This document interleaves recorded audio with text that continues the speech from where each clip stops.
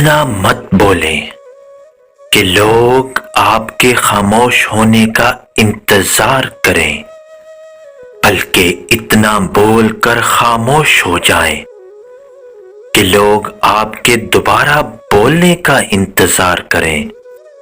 درد کی دو دوائیں ہوتی ہیں، باپ ہوتے ہیں، مائیں ہوتی ہیں۔ اگر اللہ کسی سے ناراض ہو جائے تو پھر بھی اس کا رزق نہیں روکتا، بلکہ رفتہ رفتہ سجدے کی توفیق چھین لیتا ہے۔ حلال کمائی انسان کھاتا ہے اور حرام کمائی انسان کو کھا جاتی ہے۔ اگر یہ طے ہے کہ جو دیا ہے لوٹ کر آئے گا تو کیوں نہ صرف دعائیں دی جائیں تاکہ بدلے میں صرف دعائیں ہی ملیں۔ برے وقت میں کاندھے پر رکھا ہوا ہاتھ کامیابی پر بجنے والی تالیوں سے زیادہ اچھا ہوتا ہے۔ جس کے پاس دعا کا سلیقہ موجود ہے اس کے پاس ہر مصیبت کا حل موجود ہے۔ اپنی خامیوں کا احساس ہی انسان کا کامیابی کی طرف پہلا قدم ہے۔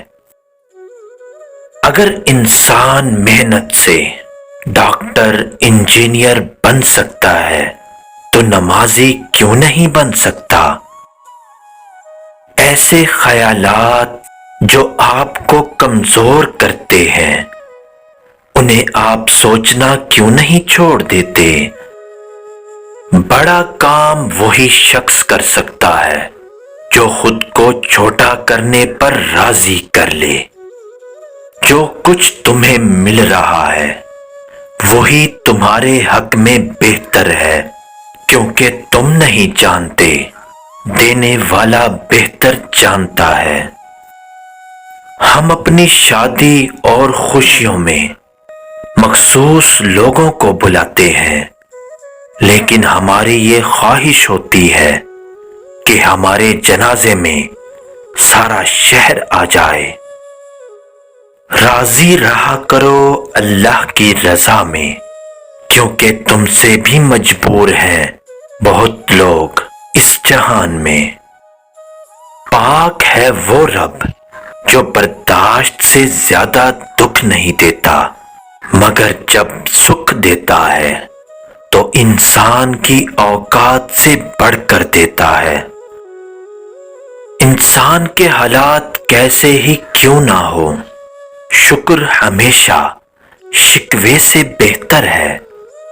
ہر پل اللہ کا شکر ادا کرنا سب سے خوبصورت عمل ہے۔ پیسہ کہتا ہے مجھے حاصل کرو اور سب کچھ بھلا دو، وقت کہتا ہے میرے پیچھے چلو باقی سب کو چھوڑ دو، مستقبل کہتا ہے میرے لیے کوشش کرو باقی سب بھلا دو، اور اللہ صرف اتنا کہتا ہے کہ مجھے یاد کرو، میں سب کچھ تمہارے قدموں میں ڈال دوں گا۔ اپنے دشمن کو 1000 موقع دو کہ وہ تمہارا دوست بن جائے، اور اپنے دوست کو ایک بھی موقع نہ دو کہ وہ تمہارا دشمن بن جائے۔ کسی نے پھول سے پوچھا کہ جب تمہیں توڑا گیا تو تمہیں درد نہیں ہوا؟ تو پھول نے جواب دیا کہ توڑنے والا خوش ہی اتنا تھا کہ اسے دیکھ کر مجھے اپنا درد بھول گیا۔